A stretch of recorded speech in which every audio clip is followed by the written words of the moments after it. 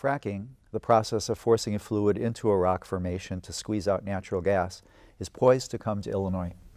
You call the governor's office and they tell you, the legislation's already passed, the governor signed it, the Department of Natural Resources is writing rules for it. Live with it. Well, should we? Today's guests have a decidedly different take on the situation. With us on Community Forum are Tabitha Tripp from the Shawnee Sentinels, a Southern Illinois group on the front lines of the proposed fracking operations, Angie Viands of Rising Tide Chicago, and Jessica Fujan of Food and Water Watch. I want to welcome you to Community Forum today.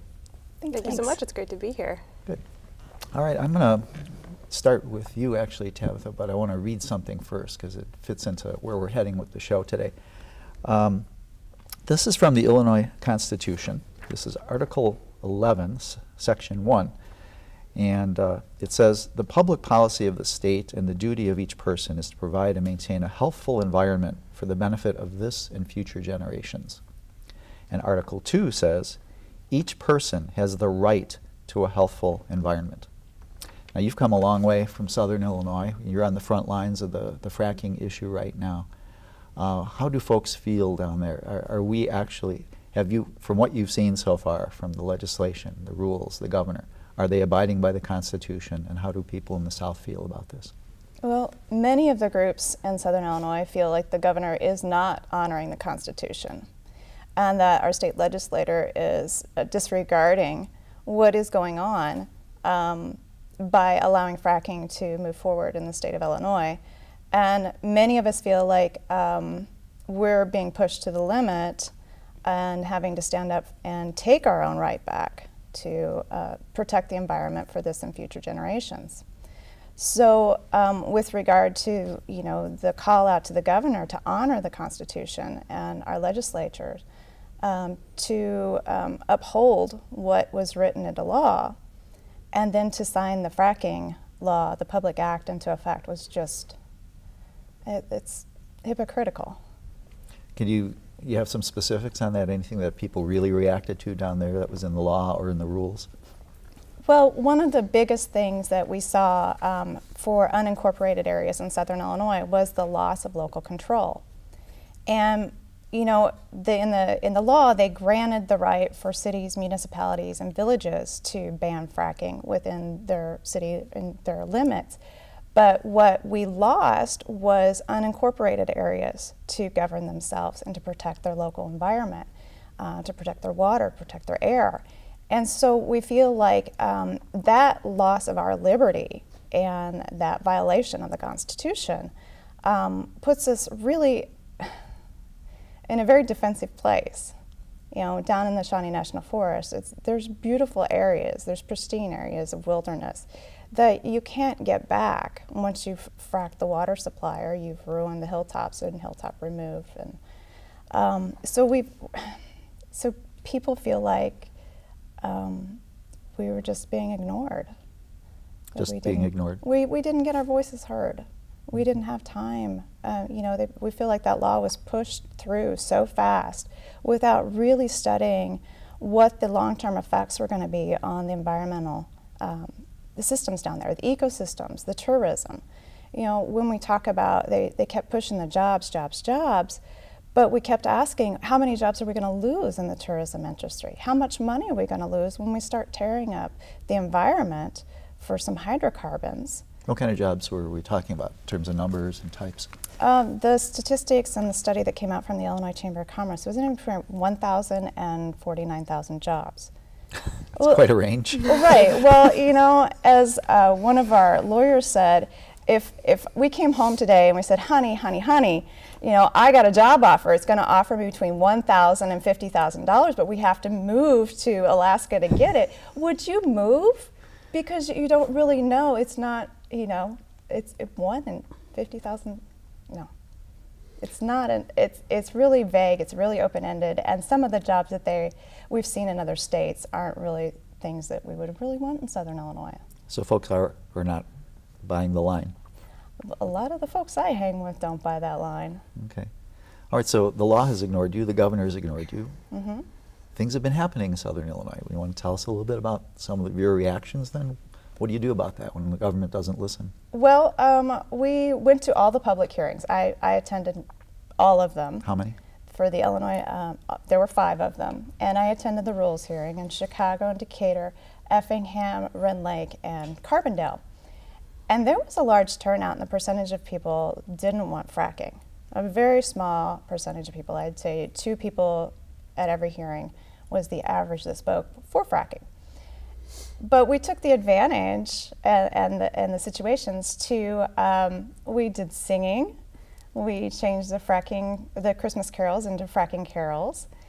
We had a naughty and nice list. You know, so we started to, if we weren't going to be heard with statistics and research and all these papers that were showing that fracking was bad, then, well, we've got to start showing up in other ways that maybe, you know, maybe don't seem serious, but maybe we're going to get heard now. So we started ramping it up a little bit. And by the time we got to the Carbondale hearing, one gentleman actually spoke, and when he was told his time was up, and he said, "No, I'll tell you when my time is up."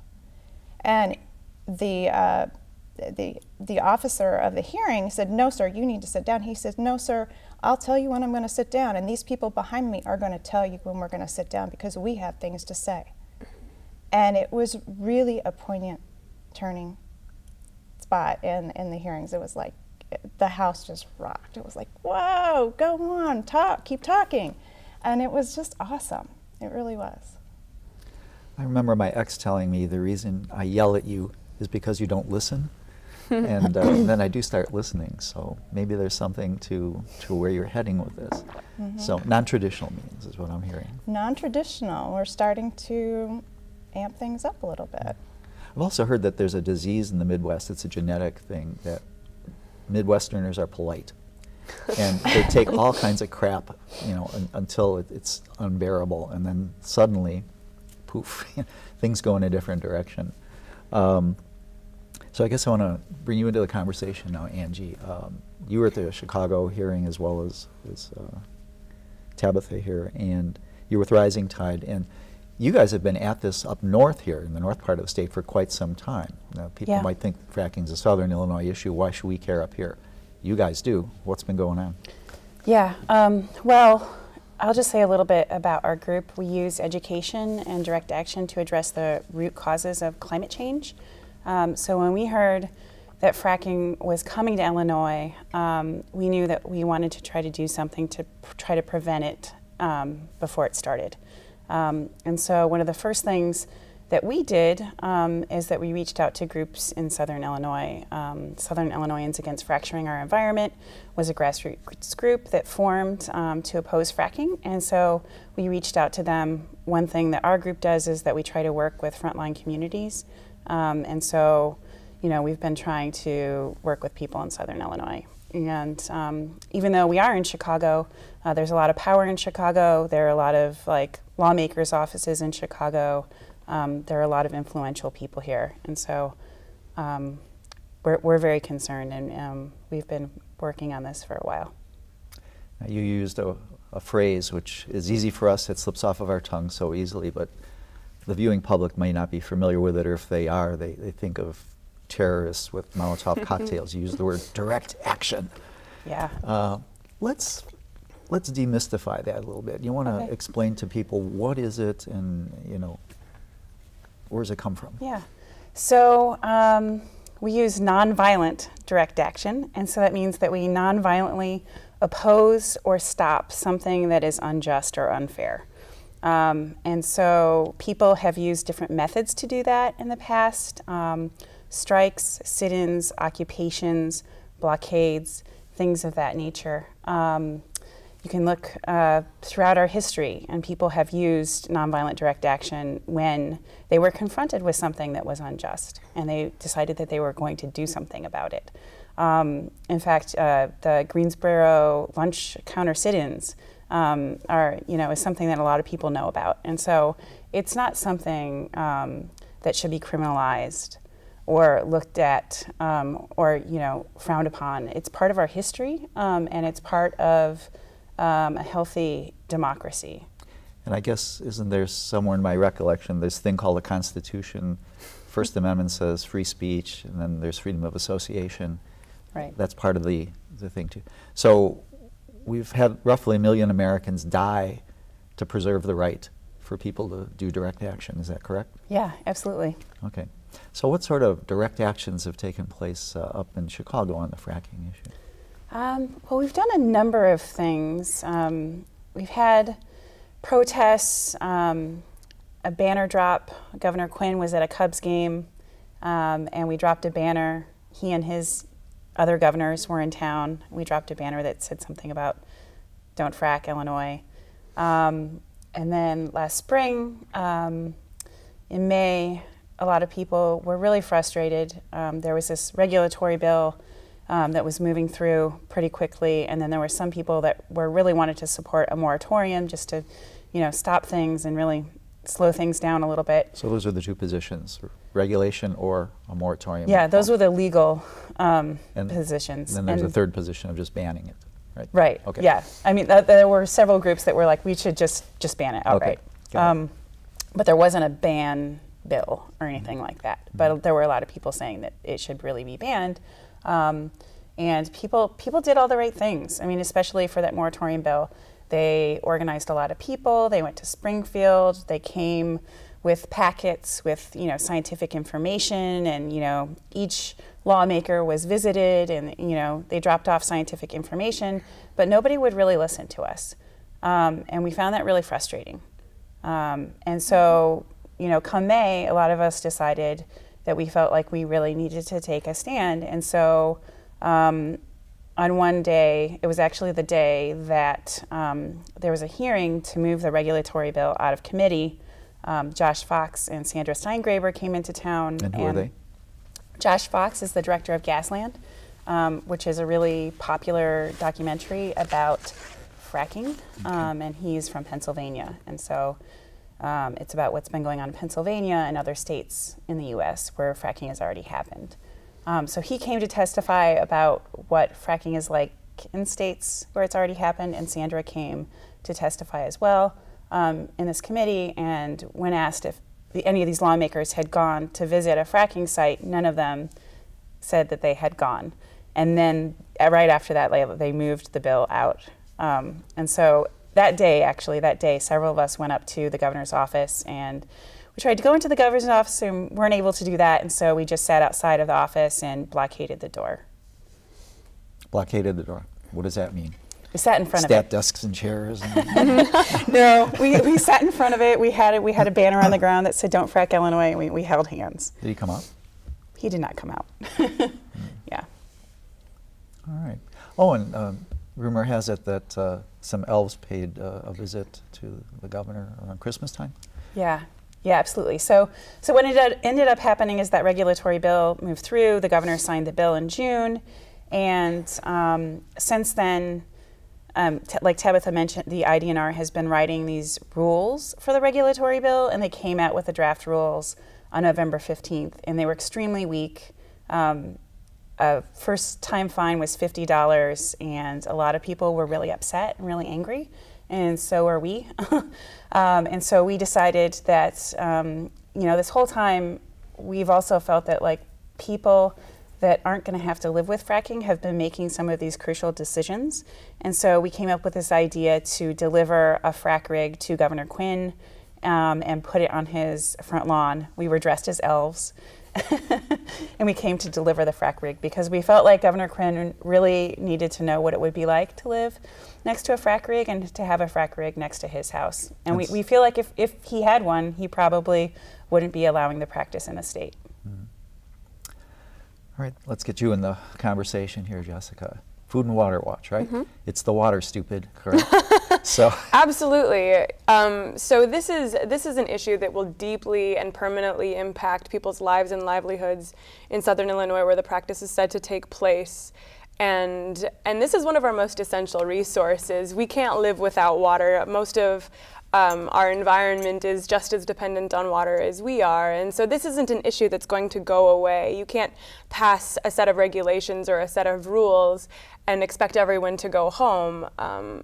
The aquifers that are set to be polluted by this industrial drilling practice can't so easily be remediated if pollution is to take place. And so there's every reason to believe that these kinds of actions will continue and increase in scope and scale until we see a definitive ban on fracking in Illinois. And I think, a lot of what we've been saying thus far is that we've cried out and our voices have not yet been heard. But I think that it's only a matter of time. I think that as we've moved along in this process, thousands of people have joined the choir, we could say, to demand a ban on fracking in Illinois, and I think that's a pattern that will continue to be the case. And so, unfortunately, at the time that there was a decision to be made by the legislature between a moratorium and a set of regulations, at that time, I think there were a strong core of anti-fracking citizens in Illinois. And through the publicity of that battle and the information that's come out since this decision was being considered, I think a lot more people have awakened to the threat that we face here in Illinois. And although we didn't have, I guess, the volume we needed at that time to create the change we needed last year, I think that it's only a matter of time now until that volume will have increased. So you're all seeing an uptick in participation and people doing non-traditional things because they've run the legal route and get stonewalled everywhere. In Absolutely. fact, we were shocked in Chicago at the hearing to hear that IDNR had not even looked at any scientific papers in writing the rules. That's how blatant the system has ignored this issue. Absolutely, so the rules were egregious. Right. So what do you folks feel are the pressure points at this point for future action? Not just the traditional, call your congressman kind of stuff, but what do you think? Where do you think the pressure points are? To be honest, I think that there is still a lot of hope for some of the past that we've taken more unsuccessfully in the past. For instance, I know in Southern Illinois there were small pushes to enact local ordinances, local zoning ordinances, or bans to prevent fracking at the local level. And in the past, I believe that there were people who were very invested in those battles and municipal governments that didn't respond. But I also think that now, I think that there were a lot of people involved in those battles who felt as though they had pushed as hard as they could and were surprised to find that they didn't get the response they wanted. But now that we're, a year and a half down the road and we're seeing what happens when we don't push hard enough, people are more willing to take the kinds of steps to create pressure and maintain pressure on local legislators, on statewide legislators, and on the governor. And I think that all is not lost. I think that the passage of the regulatory bill is not the end of that conversation, and that as the population of activists grows, I think there is hope to see local ordinances and statewide laws that I guess reflect the will of these people. Would you two agree that there are more local opportunities and other pressure points? Well, in Johnson County, there's a resolution to ban fracking on the ballot next month, and they're getting out and they're canvassing to get the vote out. But some of the issues that we're facing down there, and this is Southern Illinois Against Fracturing Our Environment Safe is working on that. And one of the issues that we're finding, though, is that's a non-binding resolution. And so the general feel from going out and talking to the rural community is it doesn't matter if I get out and vote. It doesn't matter if we vote against it because that's not going to be upheld. So I'm seeing a disheartened feeling in the community that, we don't have any power anymore. And so then that shifts into another group of people. It's like, we pay taxes, we participate in the community, so what do we have left? And we've started training people on their civil liberties and nonviolent direct action, peaceful methods of protest. And what does that mean? What can the 65-year-old grandmother do alongside the 18-year-old SIU student? And so we're finding these pockets of people who want to step up and push back. Mm-hmm. Did you want to offer any thoughts on that? Yeah, I think that there are definitely some people and organizations that we can pressure. I think right now pressuring Governor Quinn is really important.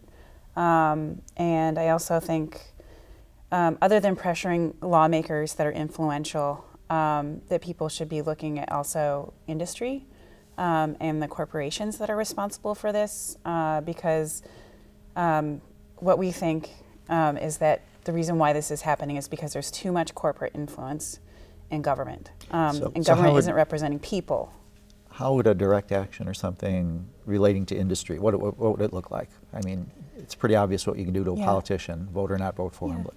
Well, I mean, I think in some way what you want to do is you want to interrupt what's happening. But another way to prevent fracking from moving forward is just to make it too expensive for them and kind of a hassle. And so, like, we're looking at ways that we can do that. Mm-hmm. And I would say that this has all been very successful even to this day. Fracking wasn't an idea that was conceived of just last year and now we've all begun to fight it. I think that there's been discontent about fracking, and the leases that would allow fracking companies to begin drilling in southern Illinois have existed for years. And what we thought at the time the moratorium bill was a possibility that there was a disincentive to begin drilling before the public had, I guess, settled on a solution for protecting the environment. And I think while public outcry continues to be as strong as it is, I think that there is a disincentive even now for drilling companies to begin for fear of litigation, for fear of this kind of bad press. And I think there have been successes in that way. And has that taken place in other parts of the country, like in Pennsylvania and Ohio, where there's a lot of fracking? Of course, absolutely. I think fracking came to Pennsylvania and it's been an absolute disaster. This is a state where fracking is regulated, and it does not mean it's, I guess, the end of the fracking battle. And there are still small bans taking place in places like Pennsylvania. I know in Ohio right now what they're fighting is injection wells. Ohio, unfortunately, has the unfavorable position of being where fracking waste goes to be hidden. The passage of laws does not mean the conversation is over, and I would say those are also states where there's a rising movement. Kind of a positive spin on this. Now, I'll pick on you a minute, Angie, here, because you were a part of it. Up in Chicago, up until the last few years, we had 2 polluting coal plants belching all kinds of stuff into the communities. You were a part of the movement that stopped that. Can you kind of describe a little what went on in the context of this notion of direct action? Yeah, actually I was a part of a group that formed maybe 5 years ago or so, and we were looking for things to work on in the city, and we had heard about what was happening in Pilsen and Little Village with the coal-fired power plants, and we thought it was a pretty big environmental justice issue, and we decided that we wanted to focus a lot of our time and effort on that. What we ended up doing is we ended up organizing this rally and march on an International Day of Climate Action, and it was a huge success. 500 people showed up, which was a lot for an environmental action or rally. And at that, during that, there were eight people that were arrested, blocking the entrance to the coal-fired power plant. And that really launched this movement that included some of the bigger green organizations in the city of Chicago, like Sierra Club and Environmental Law and Policy Center. What we did is we organized the rally, and they realized that there were a lot of people that really cared about this issue. And they felt like there was a lot of momentum behind it. And so then out of that came the Chicago Clean Power Coalition, which was a coalition of grassroots groups and big green groups, and people coordinated around trying to close those coal plants. They were looking at different methods. They were looking at pressuring, using government to pass laws, but then also pressuring the company itself. So they weren't just relying on legislation. And some of the city aldermen as well, as I recall. Yep. Okay. Now we only have a few minutes left, so I want to get to what you folks see are the key pressure points or the key opportunities. I'm hearing in our last show that we did on fracking, there was a term dropped, the pledge of resistance, for example, and some of you have dealt with online petitions. So for each of you, what would be the one thing you would mention to our audience that they can be a player and they can get involved in, or something that you think is important on this issue? Let's start with you, Tabitha. Well, I think it's very important to get educated on the issue. You know, it's not just fracking, it's climate change in general. It's a loss of water, it's a change in the environment. It's going to create problems. So everybody can be affected by this. And what the Pledge of Solidarity is that's online right now that I started was that, you know, get involved in any way you can. Donate your resources, donate some time, you know, show up and be a supporter. Money is always good, and if you're really interested in standing up for your civil rights, you know, do some nonviolent direct action training and really get involved. Training. So showing up is a key here. Showing up is a big thing. Angie? Yeah, I mean, I think that we have, you know, a core group of people that are working on trying to ban fracking in Illinois, but we need more people. We need a lot more people.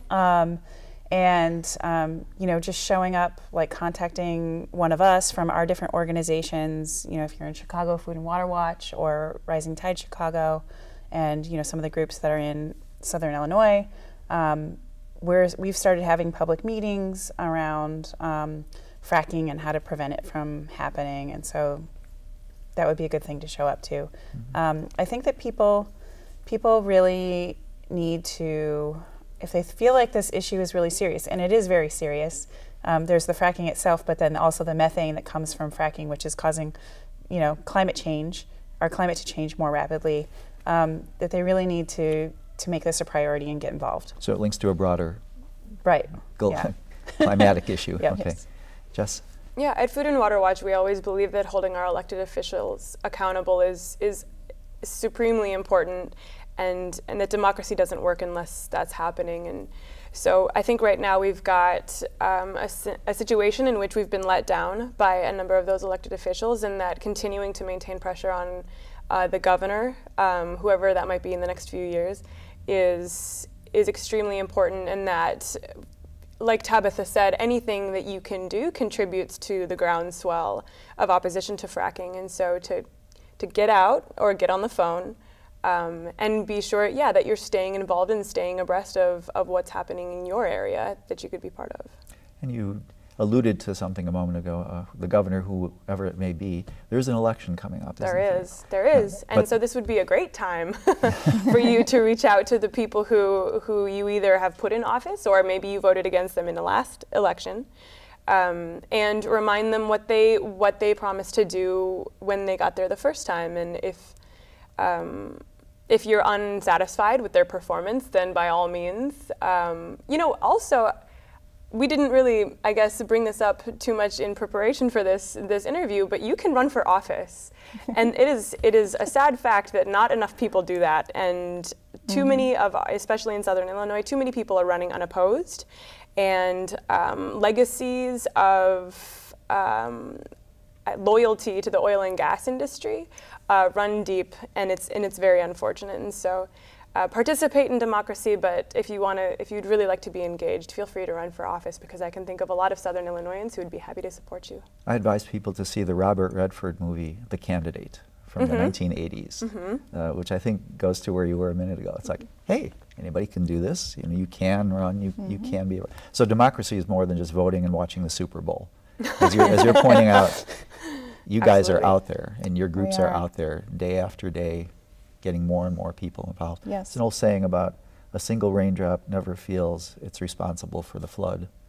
But I think that kind of fits to everything you've said so far. It's kind of a building thing here. Yep.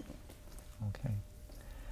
Well, I want to thank you all for enlightening our viewers, and hopefully you will have success this year. I think we will. You've been watching Community Forum, and it's a community service of CAN TV. If your nonprofit would like to work with CAN TV, call 312-738-1400 and ask for nonprofit services. I'm Dave Kraft, and I thank you for joining us. I want to thank you guests for coming up today.